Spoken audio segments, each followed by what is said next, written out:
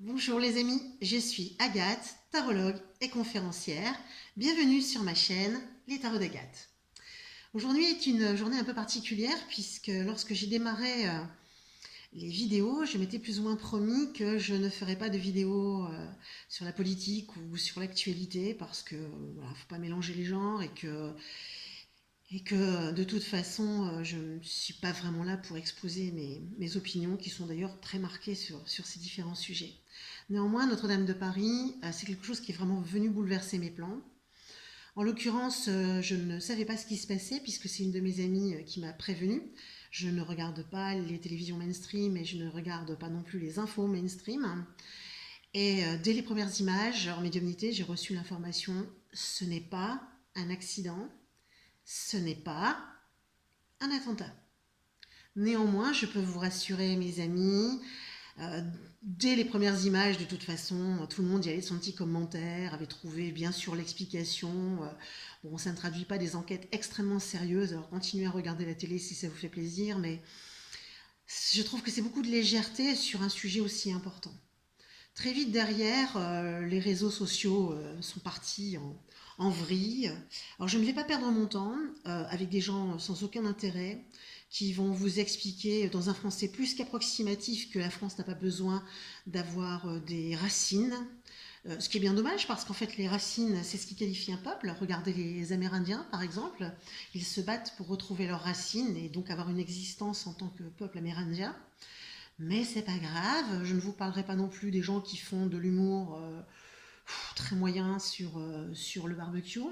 Je ne ferai pas non plus de commentaires et d'analyses approfondies sur des gens qui pensent qu'il vaut mieux sauver la planète du réchauffement climatique. Stop quoi, stop, c'est pas le sujet, c'est du grand n'importe quoi. Et c'est surtout un raccourci qui évite de traiter les vrais sujets.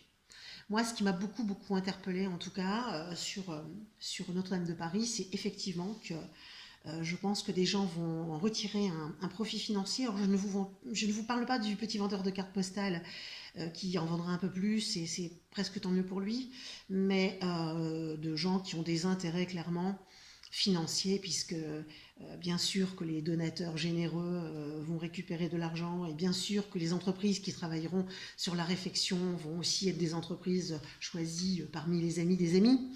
Donc on ne peut pas se dire quand même que ça sera totalement inutile pour ces gens-là.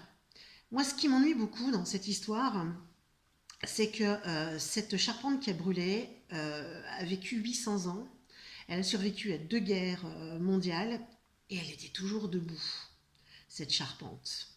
Et la cathédrale en général. Le bois est un bois très difficile à brûler puisque le chêne est connu pour être un bois qui se brûle, qui se consume difficilement. On sait que la cathédrale était extrêmement sécurisée. Et donc, ce n'est pas juste une charpente qui s'est envolée en fumée. On a aussi tout un savoir-faire. C'est-à-dire, ce bois a résisté 8 siècles. La charpente a vraisemblablement été faite par des compagnons avec des formes particulières, des résistances particulières. Et, euh, et, et tout ce savoir-faire s'est envolé en quelques heures pour rien, pour pas grand-chose. Et je me suis posé la question, mais qui va refaire? Oh bon, on va bien nous trouver une petite charpente en pin qui va venir agrémenter une nouvelle toiture et on va nous dire Notre-Dame est renée de ses cendres. Non, Notre-Dame ne sera plus qu'une pâle copie. Les vitraux, sous l'effet de la chaleur, ont volé en éclats. Et à aujourd'hui, on ne sait plus faire de vitraux. Alors oui, on sait faire du verre coloré, mais c'est du verre industriel, très lisse, très fade. Bon, ben voilà, on va refaire quelques copies de comme avant, mais ça ne sera pas comme avant. C'est un vrai savoir-faire, le vitrail. Ça nous apporte aussi une information très importante, puisqu'on nous a dit à un moment que finalement le Moyen-Âge ça n'existait pas. Ensuite, on nous a quand même bien expliqué que le Moyen-Âge, c'était les gueux, que c'était triste, on tuait les gens, il y avait des épidémies. Bon, ça a été certainement vrai partiellement, et pendant une partie du Moyen-Âge, mais il y a toute une partie du Moyen-Âge où en fait, on a construit quand même des cathédrales. Donc il y avait un savoir-faire sur les tailleurs de pierre, sur les gens qui travaillaient le bois, etc. C'était un investissement de temps. Il y a des gens qui ont laissé leur vie pour ça aussi. Et ça, on est incapable aujourd'hui de le refaire. Vous croyez réellement que ce sont les immeubles de Vinci, de Bouygues et autres copains qui vont résister 8 siècles? J'ai beaucoup de doutes. Et tout ce savoir-faire, est-ce qu'aujourd'hui on a encore du savoir-faire? Je ne crois pas. Alors je peux vous dire que pour certaines personnes, ça ne semble pas très important. Moi, ça m'inquiète beaucoup. Ça m'inquiète pas que pour la France d'ailleurs, ça m'inquiète de manière générale pour l'histoire. Tout ce savoir-faire qui disparaît et en même temps, personne n'a l'air de véritablement s'en inquiéter. C'est pas important, c'est du zapping. Allez, on change. Oh bah tiens, si on enlevait Notre-Dame de Paris, on pourrait y mettre, je sais pas, un centre commercial en métal et vitres. Non, ça pourrait être sympa, ça nous changerait.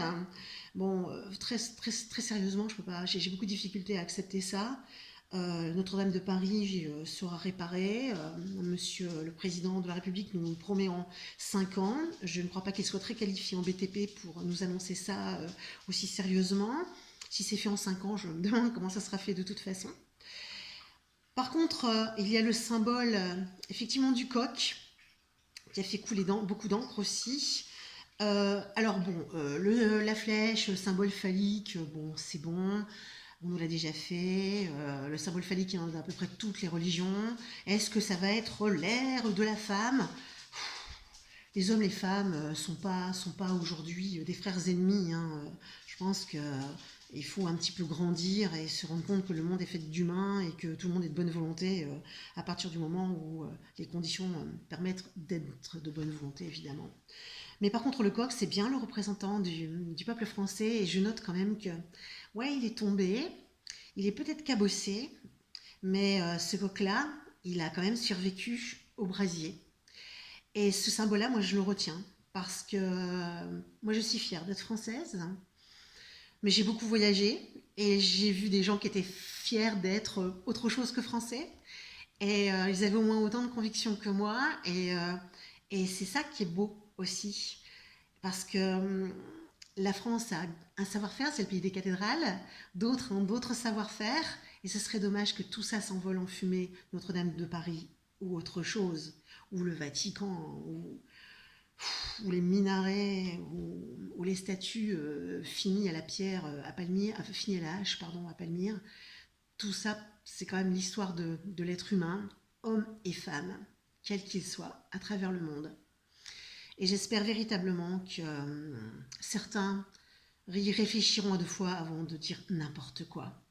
En attendant, je vous retrouve la semaine prochaine avec quelque chose que j'espère plus léger et un peu plus joyeux.